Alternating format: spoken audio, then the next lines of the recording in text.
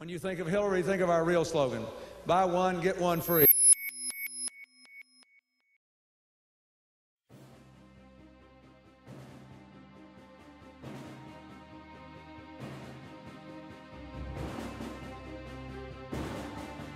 Once I disclosed that I was Republican and the paper picked it up is when I started receiving hate mail from Democrats and people that told me that I was a sellout and that it was the tradition of black people to be Democrat. Up until that time, I didn't really think much of it.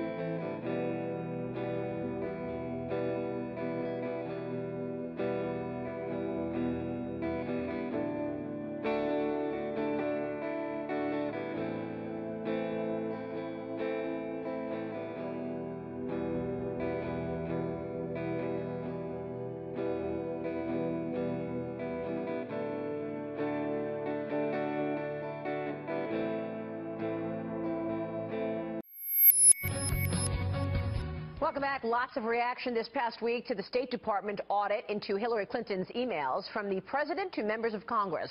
The report found that she and her team did not follow the proper guidelines. Peter, it's good to have you on the program. Thanks so much for joining us. Thank you for having me, Maria. So we heard throughout the week after that Inspector General report came out this past week that Clinton actually broke the rules, did not preserve government documents properly, and we keep hearing all week from her team saying this is all politics. What's your reaction? Yeah, I mean, this is typical. I mean, the Clintons do it, and of course other people do in Washington as well. When they can't deal with the message, in this case that the Inspector General of the State Department said that they broke the rules and they knew they were breaking the rules. If you can't deal with a message, you attack the messenger. I think most people have kind of had enough of that strategy, and I don't think, frankly, it's going to work. It's not going to work on the emails. It has not worked as it relates to the Clinton Foundation scandals and whatnot. So they're going to have to be frank and honest with the American people. The problem is that, you know, people don't give a lot of credence to what she says. The polls show a large majority of Americans don't trust her believers. So even if you do start telling the truth, are people actually going to believe? What's the most damning or most important sort of charges coming out of your book and this documentary that we need to know about? Well, I think that it shows this pattern of pay-to-play, that people give large sums of money to the Clintons, either through the foundation or in speaking fees, and as Secretary of State, they got favorable action from her shortly thereafter. Probably the single most damning case would be the Russia uranium deal. People are very surprised to find out that 20% of uranium assets in the United States today are run by a Russian state-owned company, which is run, of course, by Vladimir Putin. And by the way, Hillary's State Department signed off on that deal. Most troubling, that as this transaction was going down and they were seeking federal government approval from Hillary's State Department, 8 investors involved in this deal who made a lot of money donated a combined $145 million to the Clinton Foundation. That, to me, in and of itself, demands investigation. Large sum of money at the time that these investors had a matter sitting on her desk at the State Department. Wow. Virginia's Governor Terry McAuliffe under investigation for possible illegal campaign contributions. Governor McAuliffe campaigned for Bill and Hillary Clinton. All rise. Judge Napolitano is here.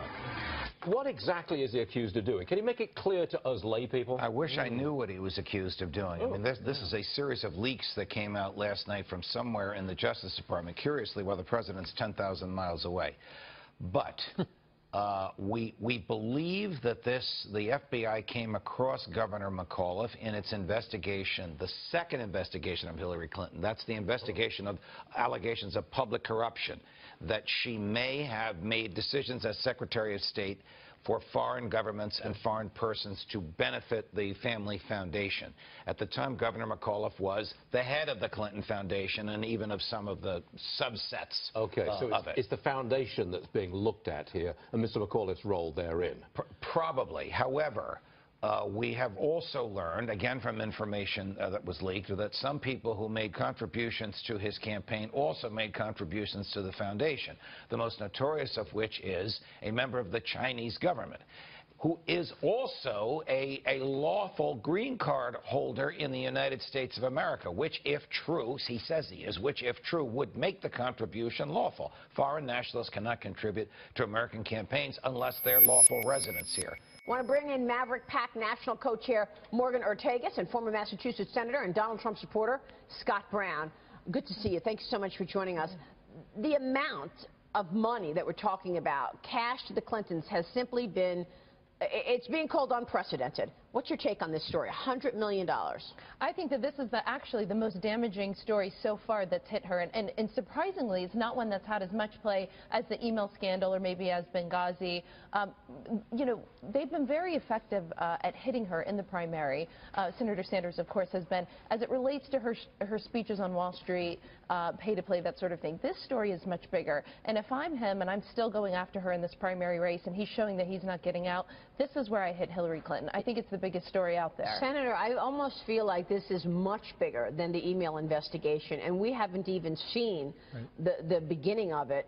This Clinton Cash movie is debuting this weekend at the Cannes Film Festival, and Peter Schweitzer, who was on the program last week, really connects the dots on all of this as well. It's the intersection of money and politics. It's been out there forever.